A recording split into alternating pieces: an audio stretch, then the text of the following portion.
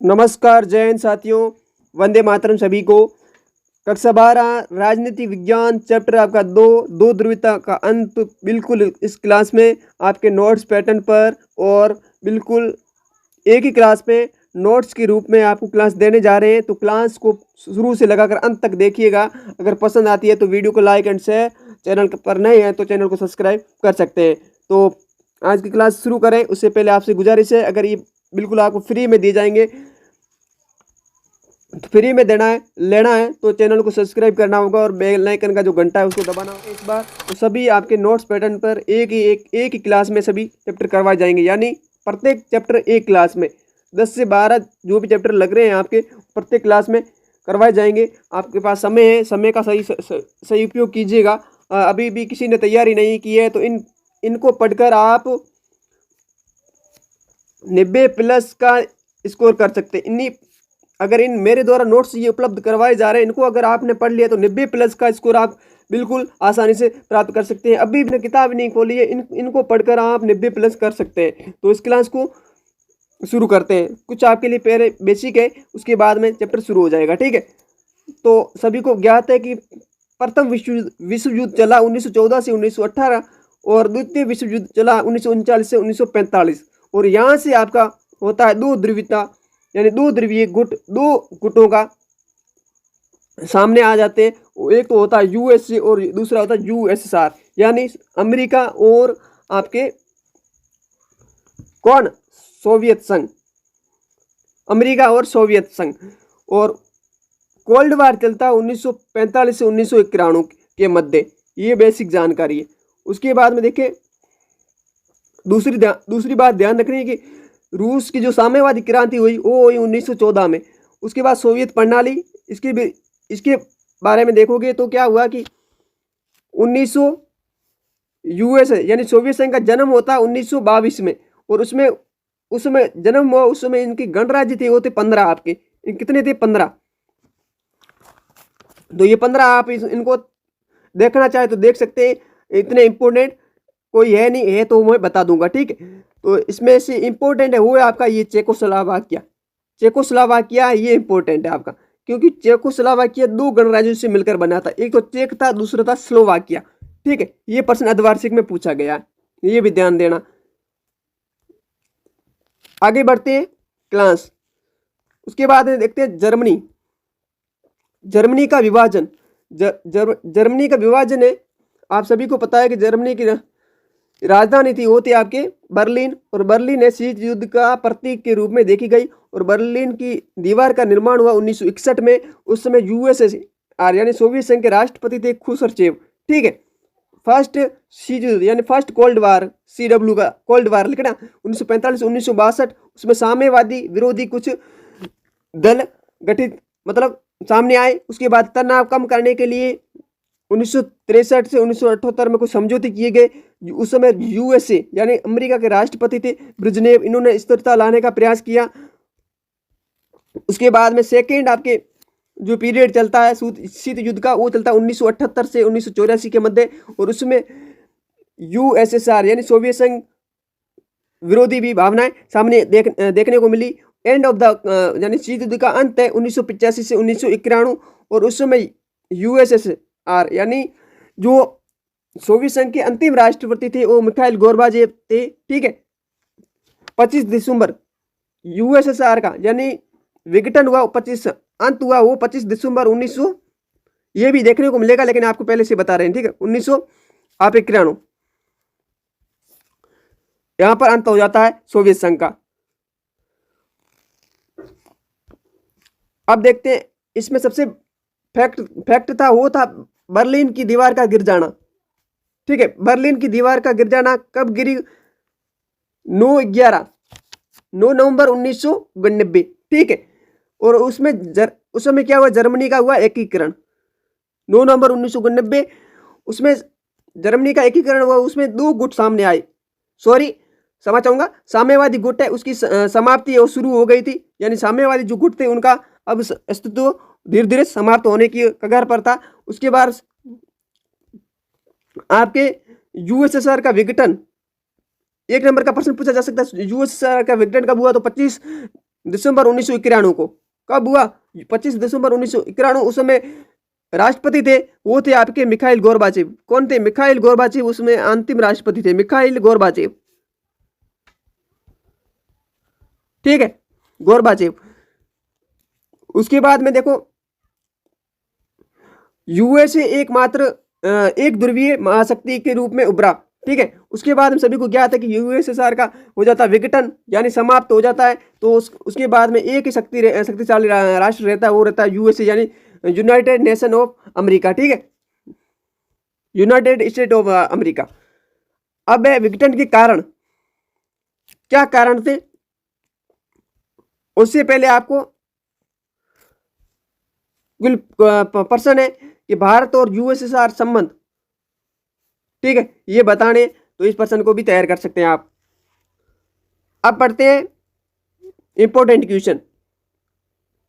Question क्या? Notes में ये क्वेश्चन देखने को मिलेगा। ठीक है, नोट्स भी ऐसे बनाए गए बिल्कुल आपके क्वेश्चन के अकॉर्डिंग। सोवियत प्रणाली क्या है? ठीक है, तो सोवियत प्रणाली आपके सामने समाजवादी के आदर्शों पर आधारित समतामूलक समाज के निर्माण की शासन व्यवस्था है। ठीक है, ये बता सकते हैं कि सोवियत प्रणाली, एक नंबर का प्रश्न पूछा जाए। और उसके बाद इसकी विशेषताएं कि सोवियत प्रणाली की क्या क्या विशेषताएं हैं। ठीक है, क्या क्या विशेषताएं, ये विशेषताएं उसकी है। ठीक है, यहाँ पर इसके मैंने साइड में लिखा है कि सोवियत प्रणाली के सकारात्मक और नकारात्मक विशेषताएं बतानी है, तो ये बता सकते थे आप। तो अब इनकी विशेषताओं एक एक करके देखते हैं। बड़ा प्रश्न पूछा जाए तो इस प्रकार से पॉइंट बना के लिखोगे तो आपको 4 आउट ऑफ या 5 आउट ऑफ 5 नंबर मिल सकते हैं। तो पहला पॉइंट लिख सकते हैं आप, पूंजीवादी व्यवस्था की ये विरोधी थी, यानी जो समाजवाद प्रणाली थी वो क्या, सोवियत जो प्रणाली थी वो क्या कहती थी, पूंजीवादी की व्यवस्था थी, उसकी ये विरोधी थी। और उसके बाद दूसरा पॉइंट लिख सकते हैं कि सामाजिक ये समानता पर आधारित थी। तीसरा पॉइंट लिख सकते हैं आप, एक ही राजनीतिक दल पार्टी का दबदबा था। और चौथा पॉइंट आप लिख सकते हैं नियोजित अर्थव्यवस्था जो राज्य के नियंत्रण में हो। उसके बाद पांचवा पॉइंट बता सकते हैं न्यूनतम जीवन स्तर की सुविधा है। और छठा पॉइंट लिखोगे रोजगार की गारंटी है। और सातवां पॉइंट लिखोगे जायदाद का मालिक राज्य होता था। कौन सी? सोवियत प्रणाली में। ये बात कर रहे हैं सोवियत प्रणाली की विशेषताओं में।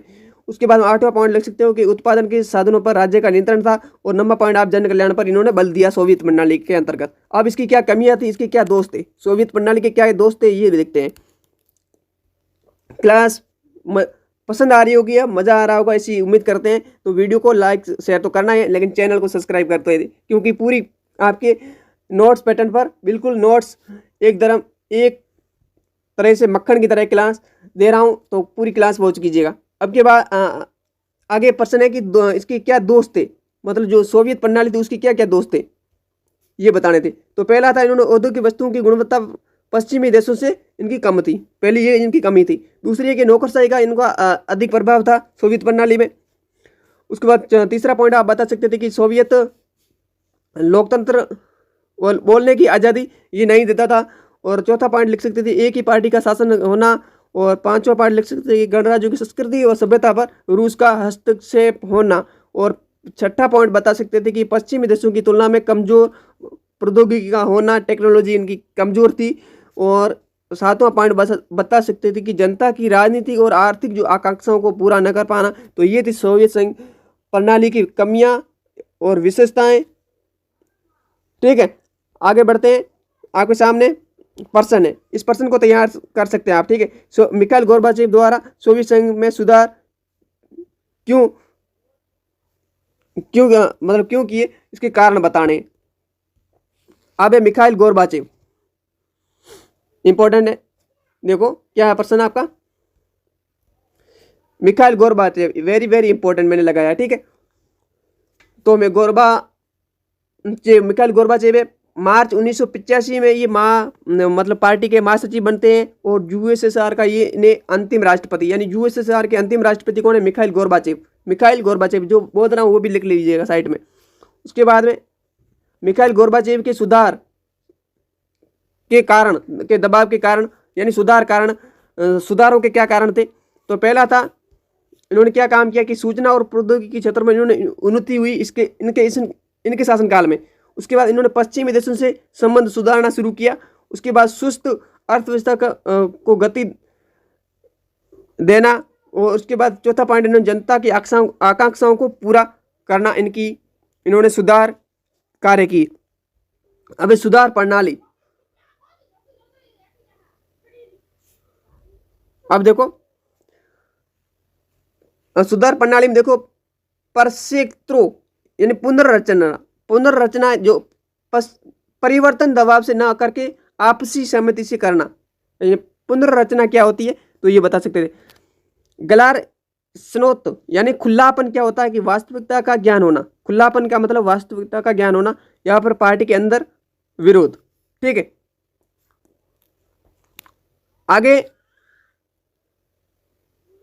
आगे था पॉइंट है आपका कि पूर्वी यूरोप के सहयोगी देशों में सोवियत सिस्टम जनता के दबाव से चेंज यानी बदलाव होने लगा, ये बता सकते थे। उसके बाद में देखें आगे इंपॉर्टेंट तैयारी आपके लिए, यूएसएसआर यानी सोवियत संघ के अंदर भी विघटन का संकट था। क्या कारण थे, कारण बताने। अब कारण पहले बता सकते थे कि राजनीति संस्थाओं का कमजोर हो जाना, पहला कारण है सोवियत संघ के विघटन का। दूसरा कारण बता सकते हैं अर्थव्यवस्था का कमजोर हो जाना। तीसरा पॉइंट है जनता की पूंजीवादी के प्रति झुकाव होना। चौथा पॉइंट आप बता सकते थे कारण में विघटन में कि जनता की आकांक्षा, चौथा पॉइंट है प्रशासनिक भ्रष्टाचार। पांचवा पॉइंट बता सकते हैं जनता की आकांक्षाओं का पूरा ना होना। और छठा पॉइंट है राष्ट्रवाद भावना व संप्रभुता की इच्छा। तो और एक और बता सकते थे सातवां एक ही पार्टी का होना। तो ये थे सोवियत संघ के विघटन के कारण। आगे बढ़ते हैं।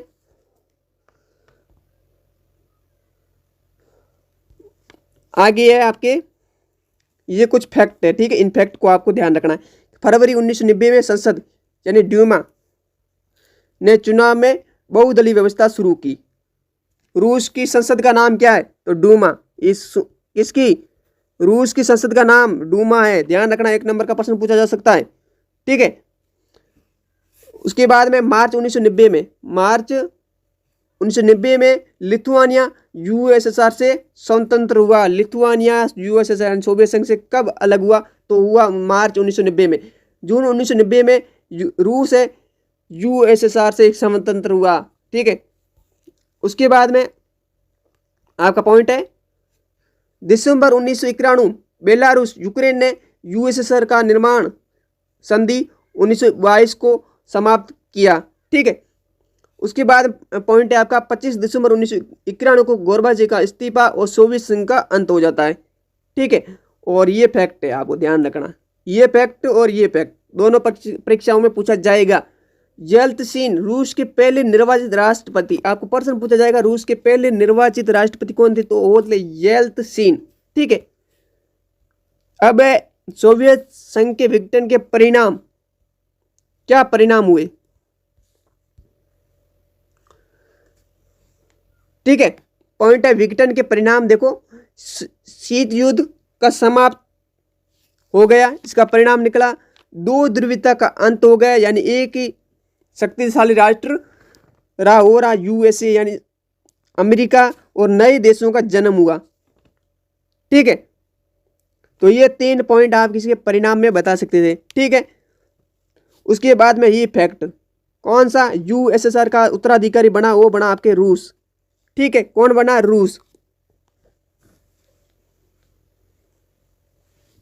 तो ये थे आपके विघटन के परिणाम और ये फैक्ट, और ये साइड में आप ये तो लिखना ही है। ठीक है, अब इंपॉर्टेंट पॉइंट आ रहा है, वो आ रहा है आपके शोक थेरेपी। तो इसका अर्थ है चोट पहुंचाकर उपचार करना।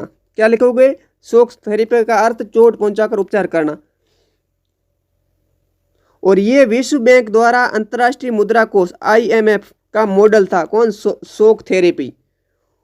और इन्होंने क्या किया कि साम्यवादी से परिवर्तन करके इन्होंने पूंजीवादी की ओर अग्रसर हुई ये नीति। ठीक है, अब इसके उद्देश्य, प्रश्न 2 नंबर का पूछा जाएगा शोक थेरेपी के उद्देश्य बताइए 2। तो पहला उद्देश्य आपको बताना है कि पूंजीवादी अर्थव्यवस्था न व लोकतंत्र लाना इनका उद्देश्य था। दूसरा, इन्होंने सोवियत शासन प्रणाली से मुक्त होना, ये 2 इसके उद्देश्य। पूछा जा सकता है कि शोक थेरेपी के उद्देश्य बताइए। ठीक है, अब उसके उद्देश्य प्राप्ति के क्या कार्य रहे वो भी बताएंगे, कार्य या पर इसकी विशेषताएं। इस पॉइंट को देखते हैं। अब इसकी इसकी क्या शोक थेरेपी की विशेषताएं या फिर इसके कार्य क्या थे। तो इन्होंने राज्य की संपत्ति का निजीकरण किया, सामूहिक फोरम की जगह इन्होंने निजी फोरम को अपनाया, मुक्त व्यापार नीति को उन्होंने अपनाया। और चौथा पॉइंट लिख सकते थे कि मुद्राओं की आपसी परिवर्तनीयता यानी बदलाव किया इन्होंने एक दूसरे की मुद्रा, मतलब परिवर्तन का मतलब क्या हुआ है यहाँ पर पॉइंट का कि जैसे कि भारत की मुद्रा है अमेरिका में, उनके डॉलर में कन्वर्ट करनी पड़ेगी और वो आएंगे तो भारत में रुपये में कन्वर्ट करेंगे यानी परिवर्तन करेंगे। उसके बाद हम पांचों पॉइंट बता सकते थे आप, पश्चिमी देशों की आर्थिक व्यवस्था से जुड़ा होना इसकी विशेषता थी, इसकी शोक थेरेपी की। ये थे 5 आपकी इसकी विशेषताएं। अब इसकी क्या परिणाम थे, ये परिणाम बिल्कुल परीक्षा में छपने वाले प्रश्न है, छपेंगे जरूर लेकिन ये नोट्स आपके लिए बिल्कुल फायदेमंद है, मक्खन की तरह काम करने वाले हैं, ठीक है। अब शोक थेरेपी के क्या परिणाम थे वो देखते हैं। तो पहला परिणाम में आप बता सकते थे अर्थव्यवस्था में गिरावट आ गई शोक थेरेपी से। दूसरा पॉइंट लिख सकते हैं कि रूसी मुद्रा के मूल्य में गिरावट आई। रूसी मुद्रा कौन सी थी, रूबल। कौन सी थी, रूबल। रूसी मुद्रा का नाम रूबल और भारतीय मुद्रा क्या है, रुपए, और अमेरिका की मुद्रा क्या है, डॉलर। ध्यान रखना, प्रश्न पूछा जा सकता कहीं से भी। उसके बाद तीसरा पॉइंट बता सकते थे कि बैंकों का दिवालियापन, इसका परिणाम हुआ किसका, शोक थेरेपी का। उसके बाद चौथा पॉइंट बता दिया। पांचवा पॉइंट बता सकते थे समाज कल्याण व्यवस्था खत्म हो गई थी। और छठा प्रश्न था, छठा पॉइंट लिख सकते थे कि लिखेंगे माफिया वर्ग का जन्म हुआ। और सातवां पॉइंट लिखेंगे अमीर और गरीबी के अंतर में वृद्धि हुई। और आठवां पॉइंट लिखेंगे राष्ट्रपति का संसद की अपेक्षा शक्तिशाली हो जाना। तो ये थे आपके शोक थेरेपी के परिणाम और उसकी कार्य, उद्देश्य और विशेषताएं। आगे बढ़ते हैं। गराज सेल, गराज सेल प्रश्न पूछा था, गराज सेल क्या है। तो 90% उद्योगों को निजी हाथों में सस्ता बेच देना क्या कहलाया, विश्व की सबसे बड़ी गैराज सेल भी इसे कहा जाता है, ठीक है, ये भी ध्यान रखना। आगे बढ़ते हैं।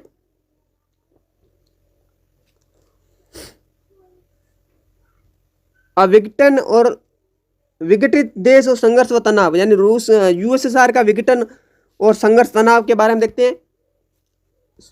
सोवियत संघ का, रूस चेचन्या दागिस्तान में हिंसक विद्रोह हुआ और विद्रोह दबाने के लिए मानवाधिकार का उल्लंघन हुआ।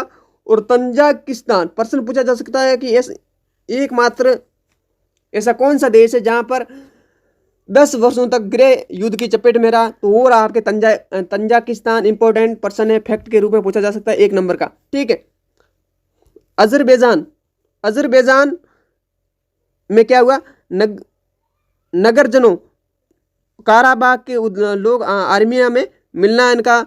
उसके बाद यूक्रेन में आपके किर्गिस्तान जॉर्जिया में सरकार के खिलाफ आंदोलन, ये संघर्ष तनाव क्या बता सकते हैं। लेकिन 1 नंबर का प्रश्न पूछा जाए तो आपको इस प्रश्न को ध्यान रखना है, लेकिन अगर बड़ा प्रश्न पूछा जाए तो इन पंक्तियों को ध्यान रखना है, ठीक है। अब संघर्ष और तनाव के क्या कारण थे, इनके अंदर तनाव हो रहा था, क्या कारण था रूस में जो। तो पहला कारण आप बता सकते थे संघर्ष तनाव के कारण पर्याप्त पेट्रोलियम का भंडार होना, कहाँ पर, मध्य एशिया में। दूसरा पॉइंट बता सकते हैं कि सैनिक संगठन का बनाना यानी यूएसए, सितंबर 2011। उसके बाद रूस की अपेक्षा निकटवर्ती विदेशी देश। उसके बाद चीन को लाभ देना, चेकोस्लोवाकिया का विभाजन हो जाना और यूगोस्लोवाकिया का विभाजन हो जाना, ये संघर्ष और तनाव के कारण थे, ठीक है। किसके, यूएसएसआर यानी सोवियत संघ के। अब पॉइंट आपके कि भारत से रूस को क्या लाभ है। तो पहला आप पॉइंट बता सकते थे कि हथियारों का दूसरा बड़ा खरीदारी देश कौन सा है, अपना भारत। कौन सा है, भारत। और दूसरा पॉइंट बता सकते थे कि तेल आयातक होने का लाभ, ये बताओगे आप, ठीक है। उसके तीसरे पॉइंट में आप लिखोगे परिमाणिक योजना के लिए महत्वपूर्ण। तो ये क्लासें आपको पसंद आ रही होगी, पूरी क्लास देखिएगा, नोट्स बिल्कुल आपके नोट्स चाहिए। एक ही क्लास में पूरी क्लास का निपटारा। सोवियत प्रणाली को सराहने के प्रमुख आधार। तो पहला थी इसकी योजनाबद्ध अर्थव्यवस्था और समाजवादी प्रणाली, ठीक है। उसके बाद शीत युद्ध के दौरान भारत और यूएसएसआर के गैर संबंधों के क्या कारण थे? तो पहला तो आर्थिक में आप बता सकते थे, आर्थिक पहला पॉइंट लिखोगे आर्थिक क्षेत्र में। उसके बाद में राजनीतिक क्षेत्र में भी यूएसएसआर और भारत के मध्य संबंध अच्छे हैं। उसके बाद सैन्य कारण और संस्कृति, एक दूसरे की संस्कृति का भी अच्छा खासा ध्यान रखा जाता। तो ये पॉइंट बना के और इसके विषय में आप बता सकते थे। ठीक है, बता सकते थे, बार बार आ रहा है, बताओगे। ठीक है, क्षमा चाहूंगा, बताओगे। ठीक है, आगे बढ़ते हैं। आपका यूएसएसआर और भारत के मध्य संबंध, तो ये हो गया संबंध। और संबंध है विश्वास और सहयोग पर आधारित है और बहुध्रुवीय विश्व के ये दोनों पक्षधर है। कौन? भारत भी। और विश्व में एक ध्रुवीय नहीं होना चाहिए, बहुध्रुवीय, यानी विश्व में बहुत सारे देश होने चाहिए। इसके भारत और यूएसएसआर दोनों समर्थन करते हैं। तो पहला पॉइंट लिखोगे कि अंतर्राष्ट्रीय स्तर पर अनेक शक्तियां होनी चाहिए। ठीक है। दूसरा पॉइंट लिखोगे सुरक्षा की सामूहिक जिम्मेदारियां होनी चाहिए। तीसरा पॉइंट बना के लिखोगे समस्याओं का समाधान बातचीत से होना चाहिए, ना कि युद्ध से। और चौथा पॉइंट लिखोगे यूएनओ को लोकतांत्रिक और शक्तिशाली बनाना चाहिए। और उसके बाद पांचवा पॉइंट लिखोगे प्रत्येक देश की स्वतंत्रता की तुलना स्वतंत्र विदेशी नीति है। और इस प्रकार से ये पॉइंट बता सकते थे। उसके बाद में रूस से भारत को क्या लाभ है,